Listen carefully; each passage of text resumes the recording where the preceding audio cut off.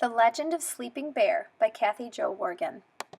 Long, long ago, before voyagers paddled canoes down rivers and streams, before mighty lumbermen cleared forests with sharp, shiny axes, before wooden ships carried sailors across great freshwater seas, there was a beautiful forest near the edge of a mighty lake. Today we know that forest as part of Wisconsin, and the mighty lake is called Lake Michigan. This was a time before many places had names or people. It was a time before farmers and Native Americans planted cherry and apple trees in long, neat rows. It was a time before pioneers planted colorful gardens of pumpkins, potatoes, and corn. In this forest, near the edge of the lake, lived Mother Bear. Her fur was blacker than the darkest night, and her eyes were large and round. Mother Bear had 2 cubs, and they were very soft and playful. The 3 of them lived together in a small, cozy den nestled among bluebells and buttercups. Every morning as the wood thrush softly sang pip, pip, pip, and the chickadees called chickadee-dee-dee from the trees, Mother Bear and her cubs would lumber through the forest to the banks of the birch-lined stream. Deer would gently bend their slender necks to sip the cool water, and raccoons would quickly wash their faces. Mother Bear and her cubs would step carefully into the stream, and as the fresh, clear water trickled by, Mother Bear would teach her cubs how to snatch plump, colorful trout for breakfast.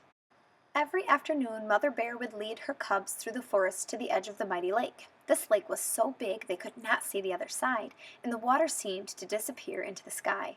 The bears would frolic along the sandy shore, happily splashing in the shallows and chasing herring gulls. They tugged at each other's tails and took long, cool baths. Every evening, Mother Bear led her cubs back to their warm, cozy den, where she cradled them in her big black paws and held them gently while they went to sleep. One morning, as they were lumbering along to the birch-lined stream, there was a loud crash of thunder and a sharp hissing sound. Snap! Pop!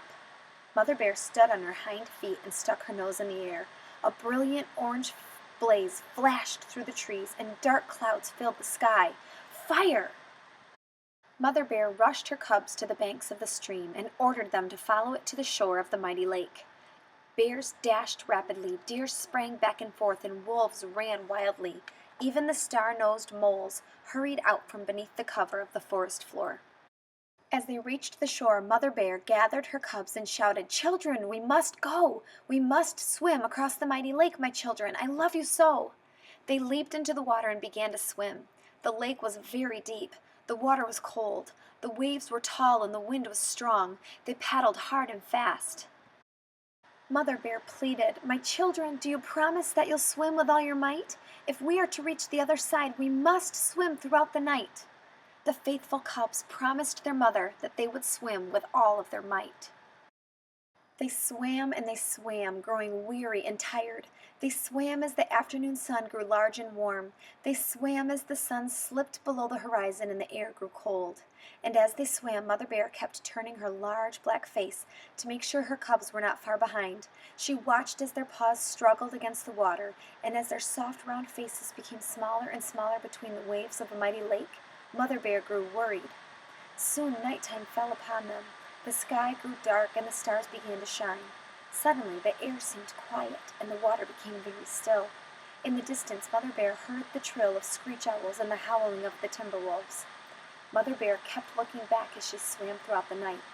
Through her tired eyes, she noticed the morning sun was beginning to rise and cast its bright rays upon the deep blue water. She looked back once more, but could not see her cubs. Mother Bear collapsed on the banks of the shore. Her wet, heavy paws sank into the deep sand. There were rolling hills and huge mounds of sand all around her, and the land seemed very strange. Mother Bear paced up and down the water's edge, but her cubs were nowhere to be found.